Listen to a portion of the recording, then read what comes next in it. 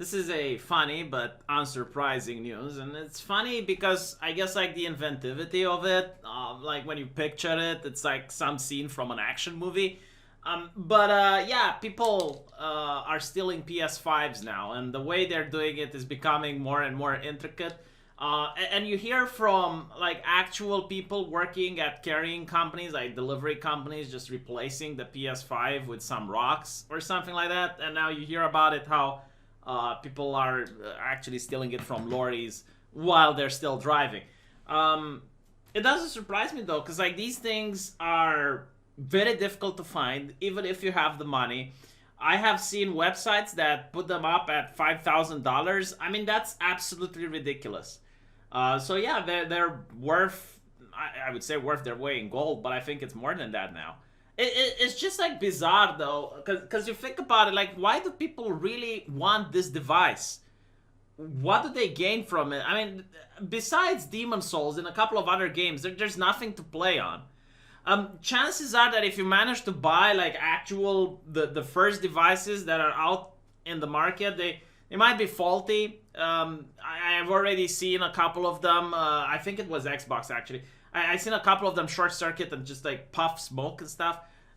You know, like they will fix this during the production line. But if you have a PlayStation 5 right now, what ends up happening is like I heard news from people that have it. They have to update it every single day, like patches after patches after patches. Sometimes taking quite a while in order to update. So I legitimately like don't understand it. I think like it has to do a little bit with the video that I made on my main channel. There's a lot of people right now that have more money than they're used to. Because they used to have a lifestyle where they constantly go out clubbing, they go out to restaurants, they go out in town. And now because of the lockdowns, they have to stay indoors. They don't go out at all. And all the money that they're used to spend, now they realize it's like, oh my god, I got a lot of cash.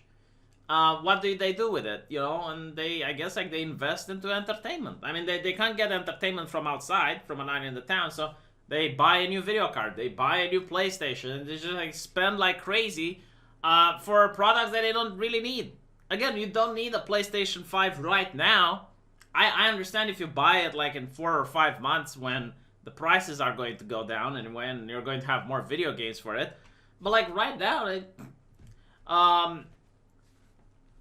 apparently like the UK delivery lorries carrying goods like PlayStation 5s and TVs and mobile phones are having their content stolen on the move. It's already a struggle to purchase a PlayStation 5 with loads of stock being bought up by scalpers.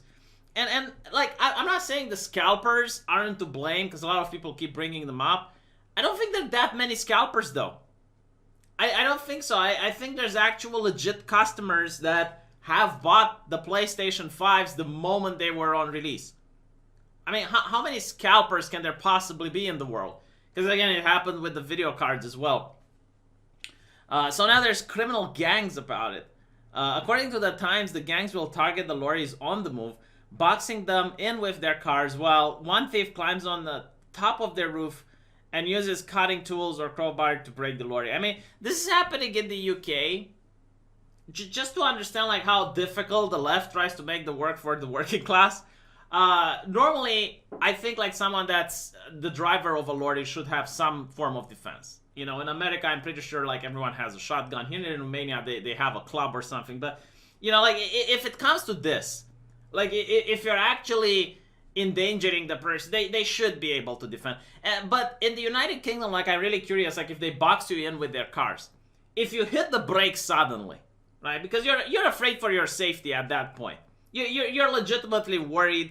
You know, like you don't know what the bad guys are going to do. Are they just going to take some of the stuff, or are they just going to try to hijack the entire lorry, which is your livelihood?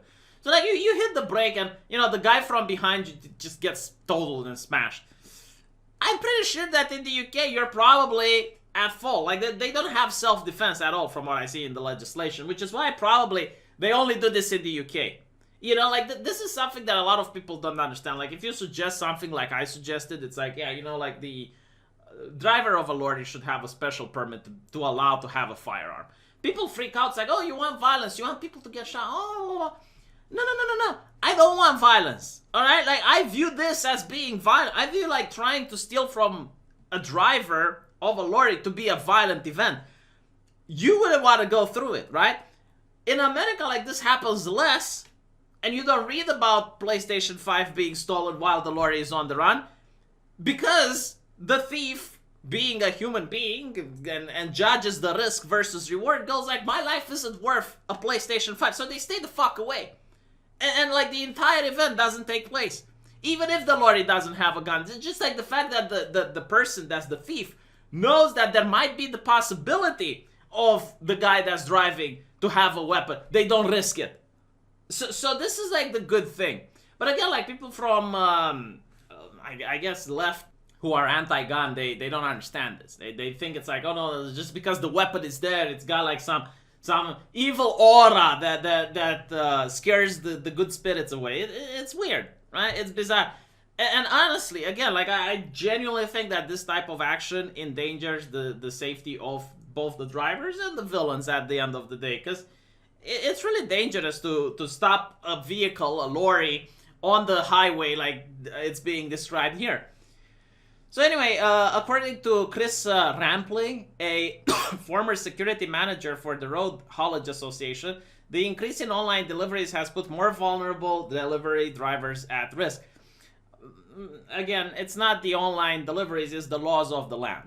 All right, like if you are allowed to give the ability to the drivers to protect themselves, none of this would happen. These drivers are hired as casual workers and as such don't have the security training to deal with potential robberies. If the guy doesn't have a weapon and there's 4 villains, I don't think all the training in the world, he might be like trained into the special ways of the Delta Force. It's not going to help. You know, like most training will tell you just give them the stuff.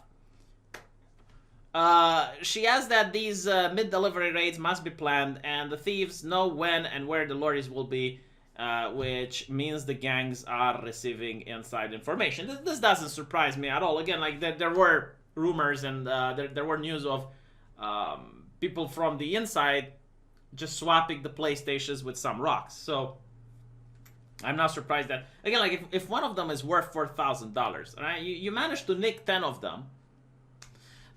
It's not the first time that there's been evidence of foul play with PlayStation 5 deliveries after multiple Amazon customers reported suspicious behavior on the part of the delivery staff. Some customers received their PlayStation 5 orders only to find other random items inside the box, from toilet paper to cat food. Right, so this is what I've been talking about. Like, again, if you can gouge one for $4,000 and people are willing to pay that much, and I seen that price. But let's say, you know, you gouge it for $2,000. All right, let's say you gouge it for... You sell 10 of those, that's a lot of money. That's a lot of money all of a sudden. In fact, it's so much money that you might put a crosshair on you from the government, because they're going to ask, like, where did you manage to get so much cash? Especially here in the European Union. I don't think in America they, you know, they're so invested into how people make money, but like here in Europe, that's an alarm sign. You make like 20 grand overnight, they'll be like, what is your job again? Amazon delivery? 20 grand extra? Where did that come from? That's how they would fix it in my country. Again, probably why we don't have these hijacks going on, eh? Let me know what you think. I'll see you guys in the comment section.